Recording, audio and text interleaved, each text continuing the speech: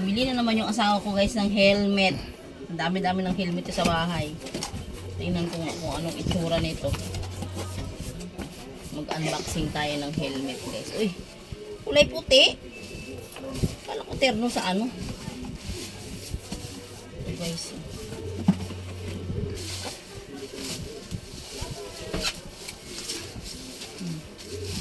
Kala ko ba ano open? Ba't ganito pa din? Ano ba yan? Ito guys, binili niya guys. Oh. Large pa. Bakit large? Kasya ba ito sa ulo mo? Ito na guys. Yan yung itsura niya. Yung tatak niya. Nutshell. Doon mo ito binili sa may malapit sa SOS Bank mo.